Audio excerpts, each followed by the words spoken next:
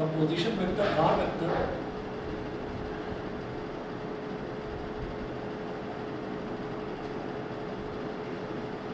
how to represent a position vector R vector of any point P x y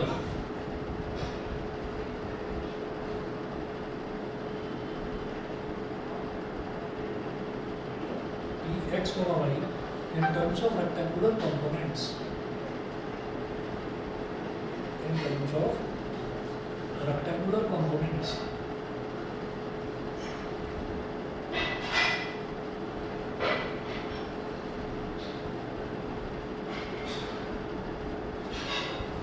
तो यहाँ पर देखिएगा कि एक तो ऐसे y एक्सिस हो गई,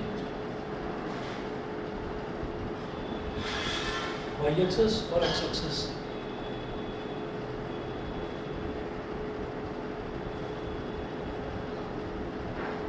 y एक्सिस x एक्सिस। अब आप ये देखिएगा कि हमको ना इन्होंने बोला how to represent the position vector r vector of any point p x y।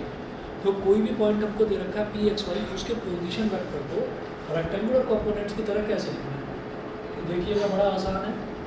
हमने ये कहा कि ओरिजिन से अगर किसी भी एक स्पेस में अगर कोई पॉइंट हमको दे रखा है, वो पॉइंट है मान लीजिए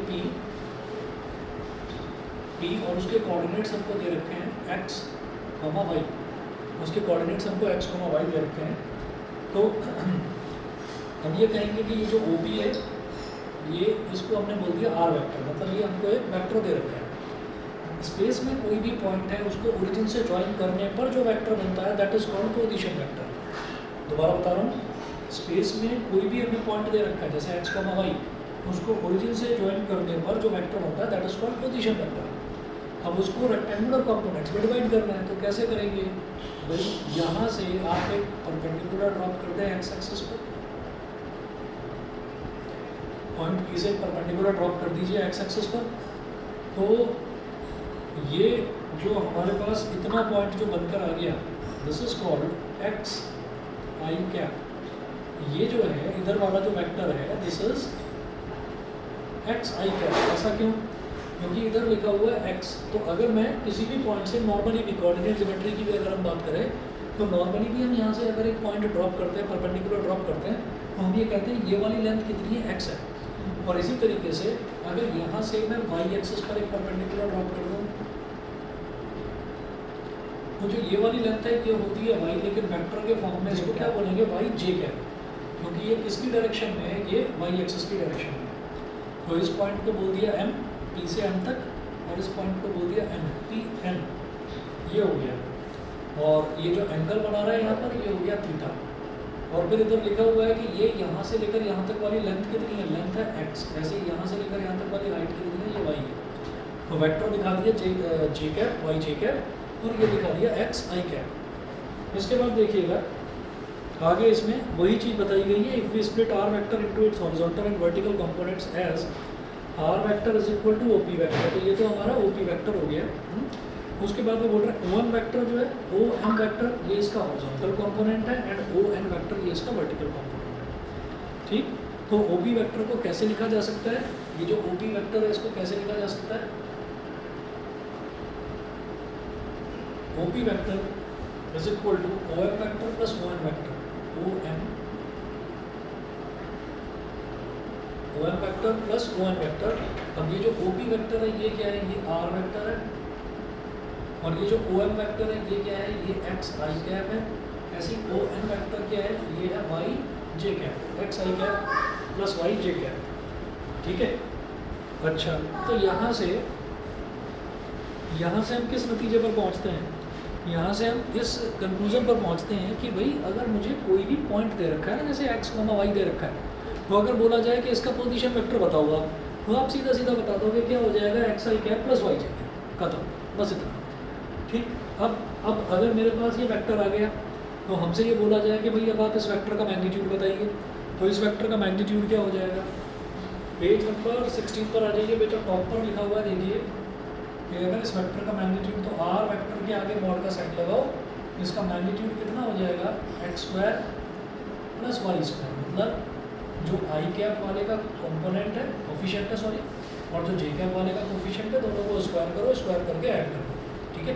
तो और अंडर रूट ले लो उसका, तो वो मैग्नीट्यूड आ जाता है। इसी तरीके से अब आप देखिए, तो आपको ये जो पूरा करके दिखाया गया है एग्ज़ाम में आपसे ये पूरी थ्योरी पूछी नहीं जाएगी। आपको बस ये ध्यान रखना है कि अगर कोई पॉइंट मेरे को दे रखा है, पॉइंट मतलब x, y मेरे को दे रखा है, तो उसको वेक्टर में मैं इस तरह से रिप्रेजेंट करूँगा। अब ऐसे ही जो पेज नंबर 16 पर है, resolution of a vector into it's rectangular components in 3 dimensions, तो इसका पूरा डेरिवेशन करने की ज़रूरत नहीं है। आप क्या करें, आप सीधा पेज नंबर 17 पर आ जाइए, सीधा पेज नंबर 17 पर आइए। और पेज नंबर 17 पर ये है कि अगर x एक्सेस, y एक्सेस और उसके साथ साथ z एक्सेस भी आपको दे रखी है और कोई वेक्टर है आपके पास, तो उसको आप कैसे लिख सकते हो। मान लीजिए आपको y एक्सेस भी दे रखी है, x एक्सेस भी दे रखी है और ऐसे z एक्सेस भी दे रखी है। तो और ये कहा जाए कि स्पेस में कोई पॉइंट है a, स्पेस में कोई पॉइंट है a, या पॉइंट वही मान लो आप, पॉइंट स्पेस में p है और p के कोऑर्डिनेट्स हमको दे रखे हैं x, y और z। ये छोड़िए, ये दे रखा है ax, ay और az, ये दे रखा है। तो आपको क्या करना है, इसको भी ओरिजिन से ज्वाइन करना है। ओरिजिन से आपने p को ज्वाइन कर दिया, तो ये जो वेक्टर हमारा बना है, ये वेक्टर क्या बन गया, ये a वेक्टर बन गया। अब अगर कोई कहे कि भाई आप इसको 3 डायमेंशनल कोऑर्डिनेट सिस्टम में रिप्रेजेंट करके दिखाइए, तो 3D वाला डायग्राम, देखिए 2D वाला डायग्राम तो आप फिर भी बना सकते हैं, 3D वाला डायग्राम बनाने के लिए पूछा नहीं जाएगा, क्योंकि वो बिल्कुल एक्यूरेट बना नहीं पाओगे आप, और उसमें प्रॉब्लम के चांसेस ज़्यादा होते हैं। देखिए बनाया कैसे जाता है वो मैं आपको बताता हूँ अभी। जैसे ये ax, ay, az है, ठीक है, ये चीज़ पूछी नहीं जाती हालांकि एग्जाम में, लेकिन फिर भी समझ लीजिए कि बनाया कैसे जाएगा डायग्राम। जैसे इधर मैं दिखा रहा हूँ, अब ध्यान से समझ लीजिएगा, एक ही बार बनाएंगे इस डायग्राम को और बार बार हम 3D वाला डायग्राम कभी बनाएंगे नहीं, क्योंकि वो पेपर में पूछा नहीं होता, तो टाइम वेस्ट है बिना मतलब। देखिए हमारे पास जैसे ये दे रखा है ना ax, ay और az, तो इसका मतलब क्या है कि ये 3 ना कोऑर्डिनेट्स दे रखे हैं, कोई भी वैल्यू हो सकता है 2, 5, 7, कुछ भी वैल्यू हो। तो आप मान लीजिए कि suppose there is a point, suppose there is a point in space 2, 5, 7। मैंने ऐसे ही मान लिया कि कोई पॉइंट है स्पेस में हमारे पास 2, 5 और 7, तो उसको स्पेस में हम लोकेट कैसे करेंगे। सबसे बड़ा चैलेंज हमारे पास यही है कि हम उसको लोकेट कैसे करेंगे। तो जरा देखिएगा कैसे करा जाता है। पहले मेरे पास एग्जैक्ट पॉइंट लोकेट हो जाए, पॉइंट अगर लोकेट हो गया तो उसके बाद फिर मैं उसका पोजीशन वेक्टर बना सकता हूँ। पोजीशन वेक्टर में कुछ भी नहीं, उस पॉइंट को ओरिजिन से ज्वाइन करना है बस। तो वो पॉइंट बनेगा कैसे, 2D का तो मुझे पता है कि कैसे पॉइंट लोकेट करते हैं। 2, 5 है तो x एक्सिस पर 2 ले लो, y एक्सिस पर 5 ले लो, दोनों जहाँ पर मिलते हो उनको बना लो, वो पॉइंट बन गया। इसमें कैसे होगा इधर दिखा दिया x एक्सिस, इधर दिखा दिया y एक्सिस, और ये फ्रंट की तरफ, आगे की तरफ, तो उसको टेढ़ी लाइन से रिप्रेजेंट करते हैं। ये हो गया z एक्सिस। 2, 5, 7 ना करके बेटा 7, 5, 2 कर दो, 7, 5, 2, ठीक है। z एक्सिस में जो 7 है वो बहुत लंबी लेंथ हो जाएगी, तो वो दिखाने में हमें थोड़ी दिक्कत रहेगी। 7, 5, 2, इसका मतलब x की वैल्यू 7 है, ये तो ओरिजिन हुआ। तो 1, 2, 3, 4, 5, 6, 7, ठीक है। यहाँ पर मार्क कर दीजिए बस 7। 1, 2, 3, 4, 5, 6 नहीं लिखूँगा, हौच पौच हो जाएगा, तो मैंने सिर्फ 7 लिख दिया जो मुझे पता है। उसके बाद y में 5, तो y में मार्क करो 1, 2, 3, 4, 5, यहाँ पर मार्क कर दिया मैंने y में मार्क कर दिया 5। उसके बाद z में मैं चलूँगा 1 और 2, इसी तरह से यहाँ पर मैंने 2 मार्क कर दिया। तो शुरुआत में क्या करेंगे, हमारे पास जब हम मतलब पेपर पर बनाते हैं या मैं इधर बोर्ड पर बना रहा हूँ, तो हमारे पास डायग्राम बनाने का तरीका यही है कि हमारे पास है 2 डायमेंशन, 2 ही डायमेंशन है भाई। प्लेन है तो प्लेन क्या है, प्लेन एक एरिया ही तो है, वॉल्यूम थोड़ी है। पेपर जो है वो पेपर एक एरिया ही तो है, वॉल्यूम थोड़ी है। तो उस पर बनाएंगे कैसे हम, एक टाइम पर दो डायमेंशन ही लेंगे, एक्स एक्सेस ले लेंगे और वाई एक्सेस ले लेंगे। तो क्या होगा देखिएगा ज़रा, एक्स एक्सेस में कहाँ तक जाना है 7 तक, वाई एक्सेस में जाना है 5 तक। तो पहले एक्स और वाई को ले लिया, तो एक्स एक्सेस में 7 तक जाकर वाई के पैरेलल एक डॉटेड लाइन ड्रॉ कर दो। ऐसे ही वाई एक्सेस में 5 तक जाकर एक्स एक्सेस के पैरेलल एक डॉटेड लाइन ड्रॉ कर दो। ऐसे ये दोनों लाइन यहाँ पर मिल गई, इसको ओरिजिन से ज्वाइन करो और ओरिजिन से एक डॉटेड लाइन ही बनाना, ठीक है। तो ये जो पॉइंट हमारे पास आ गया, ये जो वेक्टर का नया डायरेक्शन आया, ये एक्स और वाई को एक साथ लेकर आया, ठीक है। एक्स और वाई को एक साथ लेकर जेड को तो थोड़ा सा और टिल्ट करूँगा, कोई बात नहीं, आपने जैसा बना लिया ठीक है।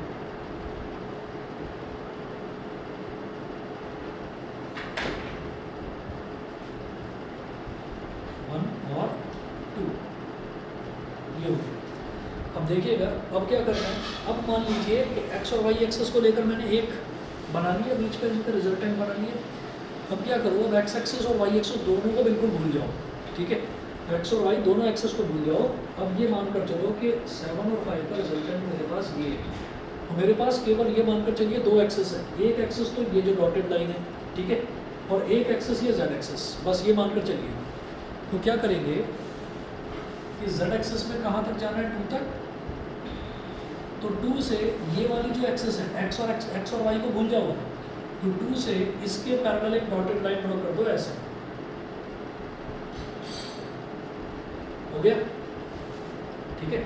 और इसी तरीके से यहाँ से ये वाला जो एंड पॉइंट है, इससे इस जेड एक्सिस के पैरेलल एक डॉटेड लाइन ड्रॉ कर दो, ऐसे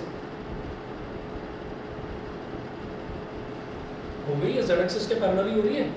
यहाँ से इस पॉइंट से जेड एक्सिस के पैरेलल, ये जेड एक्सिस है, इसके पैरेलल एक डॉटेड लाइन ड्रॉ करो, और जेड में 2 है, उससे ये वाली जो लाइन है इसके पैरेलल। एक्स और वाई को बिल्कुल भूल जाना, कंफ्यूज मत होना।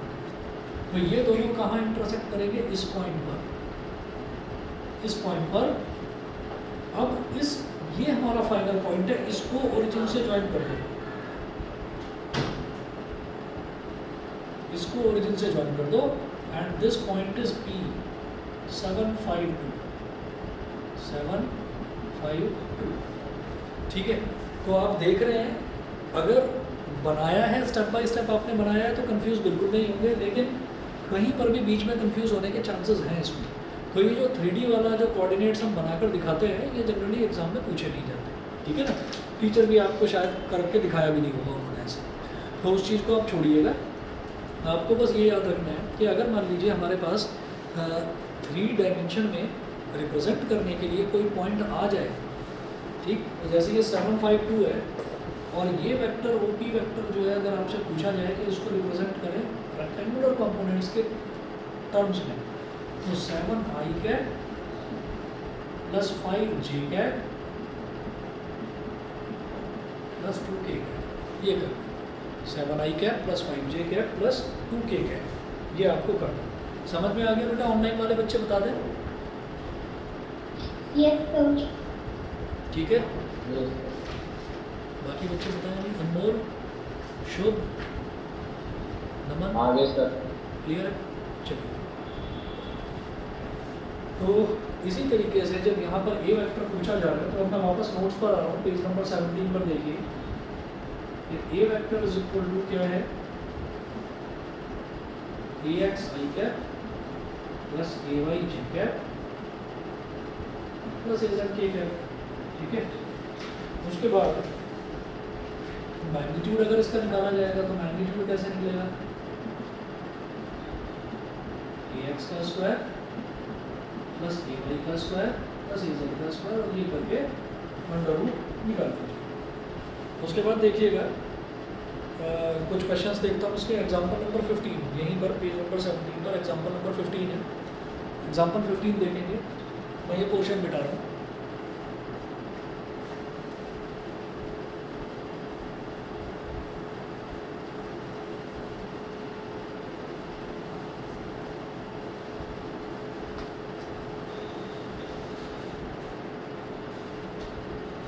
एग्जाम्पल 15 में देखिएगा क्या बोल रहे हैं, find the vector AB vector and its magnitude if it has initial point a 1 2 minus 1 and final point 3 2 2। बेहद आसान तरीके से बनता है ये, देखिएगा। एग्जाम्पल नंबर 15,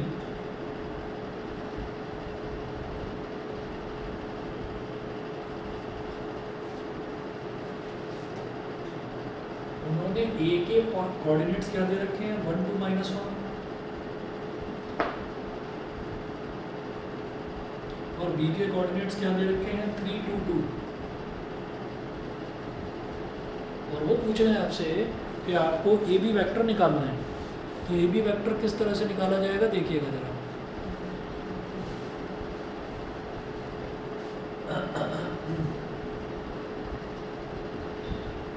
कभी भी मुझे कोई वेक्टर निकालना है ना, for example A B vector, तो हम क्या करेंगे, हम बी वेक्टर का पोजीशन वेक्टर निकालेंगे। तो किसी का भी पोजीशन वेक्टर क्या होता है, जैसे पी है, पॉइंट पी है, तो पी का पोजीशन वेक्टर क्या हो जाएगा ओपी वेक्टर, ओपी वेक्टर। तो इसी तरह से बी का पोजीशन वेक्टर क्या हो जाएगा ओबी वेक्टर, और उसमें से ए के पोजीशन वेक्टर को सब्ट्रैक्ट कर देंगे, ओबी वेक्टर माइनस ओ ए वेक्टर। बस ये करना है आपको और कुछ नहीं। तो ओबी वेक्टर क्या हो जाएगा, ओबी वेक्टर बिल्कुल आसान, भाई 3 के साथ आई कैप लगा दो, 2 के साथ जे कैप, इस 2 के साथ जे कैप, के कैप से।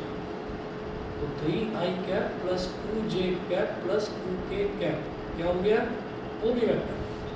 तो ए बी वेक्टर निकालने के लिए बी वेक्टर का पोजीशन वेक्टर निकालो और उसमें से ए वेक्टर के पोजीशन वेक्टर को सब्ट्रैक्ट कर दो। ए का पोजीशन वेक्टर क्या हो जाएगा 1 आई कैप प्लस 2 जे कैप और माइनस 1 के कैप, माइनस 1 के कैप। ठीक है, अब देखिएगा भाई आई वाला टर्म, जैसे हम जानते हैं कि जब हमें कुछ आइडिया सब्ट्रैक्ट करना होता है तो x वाला टर्म x वाले में ऐड होता है, y वाला y में, z वाला z में। तो वही चीज़ है, आई वाला आई वाले में आइडिया सब्ट्रैक्ट होगा। तो 3 i cap minus 1 I cap क्या हो जाएगा 2 आई कैप। तो ये हो गया 2 आई कैप। ऐसे ही 2 जे कैप माइनस 2 जे कैप क्या हो जाएगा 2 जे माइनस 2 जे 0, तो उसको लिख दो 0 जे कैप। और 2 k cap minus minus plus 1, तो 2 प्लस 1 कितना हो गया 3 के कैप। बताइए जी, मुझे लगता है समझ गए होंगे सभी बच्चे, सभी को क्लियर है, बताइए। Yes sir. ठीक है, तो क्या है कि ये हमारे पास हो गया 2 आई कैप, अब बीच में 0 जे कैप है, उसको लिखने की जनरली ज़रूरत नहीं होती। ठीक है, तो इसी वजह से आप इसका आंसर देखेंगे, मैंने नोट्स में इसमें आंसर दे रखा है। तो 2 आई कैप प्लस 3 के कैप लिखा हुआ है, दैट्स इट, इतना ही लिखा हुआ है बस। ठीक, इसी तरीके से एग्जाम्पल नंबर 16 देखिएगा। एग्जाम्पल नंबर 16 में find unit vector parallel to the resultant of the vectors. Resultant का मतलब क्या होता है, मैं शुरू से बताता आ रहा हूँ। रिजल्टेंट ऑफ वेक्टर्स का मतलब है दोनों वेक्टर्स का एडिशन, उसी को रिजल्टेंट बोलते हैं, समझ गए। ठीक, तो find unit vector parallel to the resultant of the vectors. तो दो वेक्टर दे रखे हैं भैया, A vector is equal to क्या बना, देखिए i cap plus 4 j cap minus 2 k cap, ये तो ए वेक्टर हो गया। दूसरा वेक्टर इन्होंने दिया है बी वेक्टर, तो ये है 3 i cap minus 5 j cap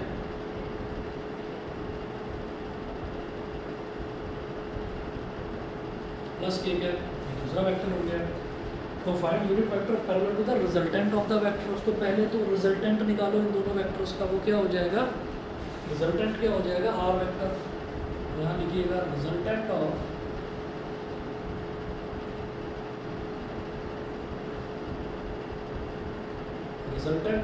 A vector and B vector, इसको आर वेक्टर बोल दो। ये क्या होगा A vector plus B vector. It implies that r vector is equal to I cap plus 4j cap minus 2k cap plus b vector क्या है 3i cap minus 5j cap plus 1k cap, ये है।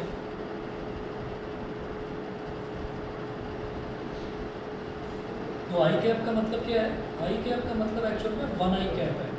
तो 1 आई cap plus 3 i cap कितना हो गया 4 आई cap, 4 आई cap, फिर 4 j cap minus 5 j cap कितना हो गया, माइनस 1 जे cap, minus 2 k cap plus 1 के कैप कितना हो गया, माइनस 1 के कैप। ठीक है, उसके बाद नोट करके लिखिएगा आप,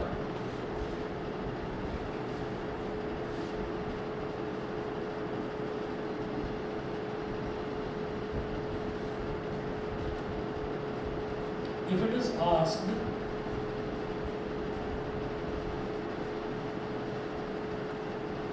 to calculate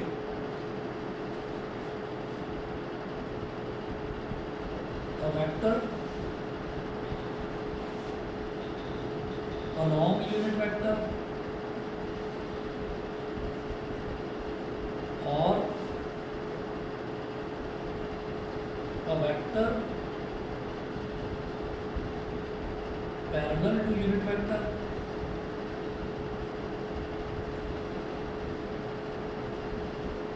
or a vector in the direction of unit vector, in the direction, आगे लिख रहा हूँ,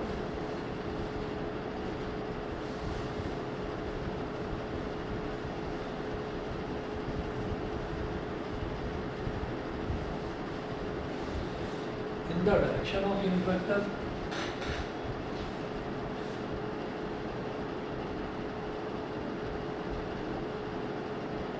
in the direction of unit vector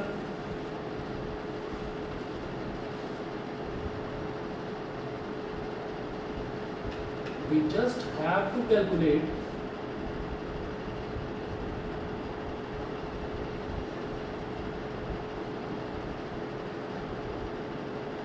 unit vector. आपको सिर्फ यूनिट वेक्टर कैलकुलेट करना है। आपसे बोला जाए आप एक वेक्टर निकालिए along the direction of unit vector, आपको बोला जाए कि एक वेक्टर निकालिए parallel to the unit vector, या आपको बोला जाए कि आप in the direction of unit vector एक वेक्टर कैलकुलेट करो, आपको सिर्फ और सिर्फ यूनिट वेक्टर ही कैलकुलेट करना है और कुछ नहीं। ठीक है, तो इन्होंने क्या पूछा इस क्वेश्चन में, एग्जाम्पल 16 पर दोबारा आता हूँ, find a unit vector parallel to the resultant of the vectors. ठीक है, find a unit vector parallel to the resultant of the vector. तो भाई रिजल्टेंट आ गया, इस रिजल्टेंट का ही यूनिट वेक्टर निकाल दो। किसी भी वेक्टर का यूनिट वेक्टर कैसे निकाला जाता है, उस वेक्टर को उसके मैग्नीट्यूड से डिवाइड कर दो, यूनिट वेक्टर निकल गया, बस सिंपल। ठीक, तो यहाँ पर नोट करें, therefore a vector parallel to the resultant R vector is equal to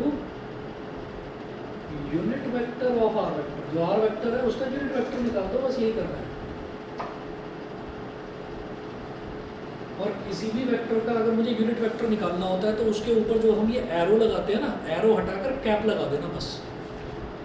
तो ये क्या हो गया, R cap is equal to क्या करना है, R vector upon magnitude of R vector. बेटा पहले तो देखो R वेक्टर क्या है, 4i minus 1j minus 1k,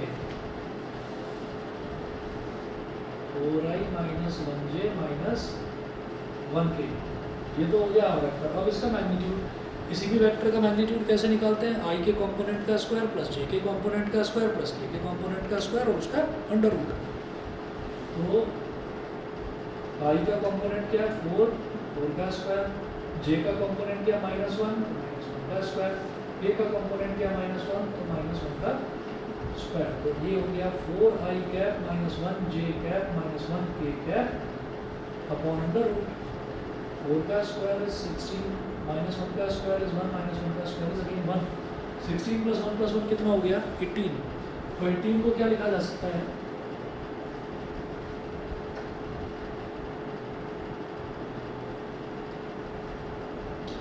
eighteen को क्या लिख सकते हैं, अंडर रूट 18 है। 18 को मैं 9 इंटू 2 लिख दूँ। ये सब समझ रहे हैं कि नहीं, ऑनलाइन वाले बच्चे बताएं प्लीज। आयुषी, न्यासा, सौम्या, श्रेष्ठा बताइए, क्लियर है? ठीक है, अब जरा देखिएगा नीचे 18 आ गया। 18 को मैंने जानबूझकर 9 इंटू 2 लिखा है क्योंकि मैं जानता हूँ कि 9 एक परफेक्ट स्क्वायर है, ये बाहर आ सकता है। तो ये हो जाएगा 4i cap minus 1j cap minus के कैप और अपॉन में 3/2 भाई 9 बाहर आकर 3 हो जाएगा। दिमाग में ये चीज़ जरूर आती होगी कि स्क्वायर रूट है, स्क्वायर रूट का रिजल्ट तो पॉजिटिव नेगेटिव दोनों होता है, पर क्या है कि मैं मैग्नीट्यूड निकाल रहा हूँ, magnitude is always positive, magnitude negative नहीं होगा। ठीक, तो अब इसको ऐसे लिख दोगे तो भी ठीक है, नहीं तो स्प्लिट करके लिख देते हैं ऐसे कि 4/3√2 4/3√2 आई कैप, ठीक है, -1/3√2 -1/3√2 जे कैप, फिर -1/3√2 के कैप।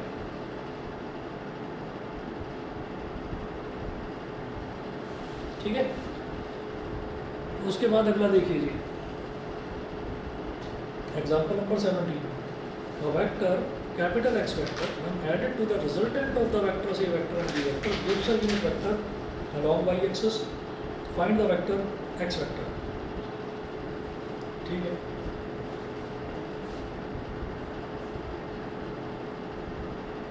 एग्जाम्पल नंबर 17 देखिए, the vector X vector when added to the resultant of the vectors, तो पहले A vector और B vector का resultant निकालो, resultant of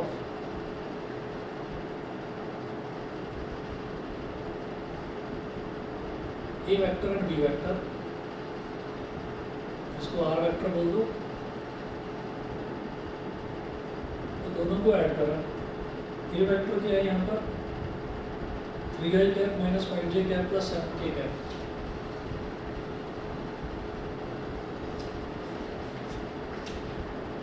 और प्लस B वेक्टर क्या है 2i कैप + 4j कैप,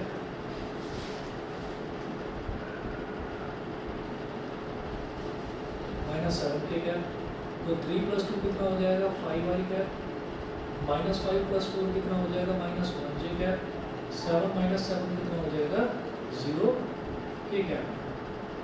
अच्छा, if a vector X vector when added to the resultant of the vectors gives a unit vector along y axis. Unit vector along y axis क्या होता है j cap, unit vector along y axis क्या होता है j cap. तो given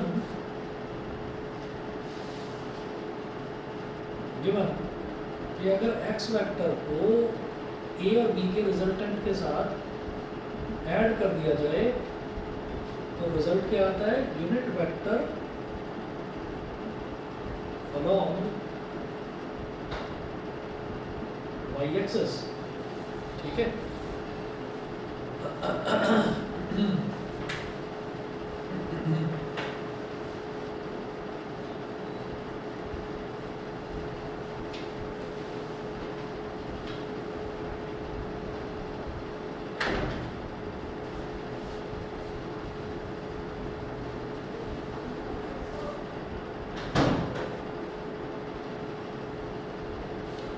तो देखिएगा ये x vector plus r vector, तो ये हो गया हमारे पास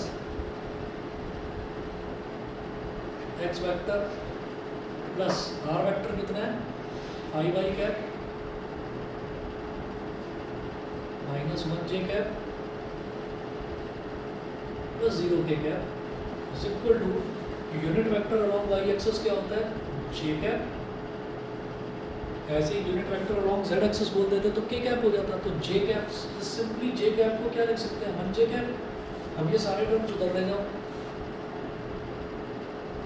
तो -5i कैप और -1 उधर जाकर क्या हो जाएगा +1j कैप -0k कैप, तो -0 लिखो या +0 लिखो, उससे कोई लेना देना नहीं है। और इधर हो गया प्लस का 1j कैप, तो x वेक्टर कितना आ गया -5i कैप, 1j + 1j कितना हो गया 2j कैप,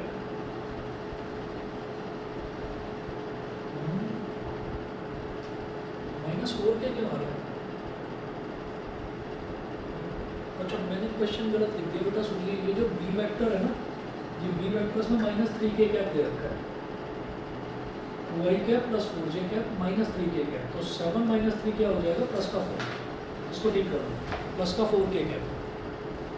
ठीक है, तो यहाँ पर भी +4k कैप, तो देखिए इधर चला जाएगा ये -4k कैप, तो ये हमारे पास इस तरह से एक्स वेक्टर आ गया। बताइए जी, क्लियर है सबको? Yes sir. ठीक है, तो इसके जो और क्वेश्चंस हैं वो आप ट्राई करिए। ठीक है, बाकी कल मैं करवाता हूँ, आगे कुछ क्वेश्चंस भी इसके करवाऊंगा आगे। और फिर जो प्रोडक्ट ऑफ वेक्टर्स है, स्केलर प्रोडक्ट और वेक्टर प्रोडक्ट, ये वाला टॉपिक करवाऊंगा। ठीक है, आसान है। अब आपको आगे के जो टॉपिक्स हैं इसमें वो सारे के सारे इंटरेस्टिंग लगने लगेंगे, क्योंकि इसमें थ्योरेटिकल पोर्शन वो खत्म हो गया है। अब वेक्टर्स का एडिशन, उसके बाद में फिर प्रोडक्ट वाला, तो वो दोनों हम नेक्स्ट क्लास में, कल की क्लास में करते हैं।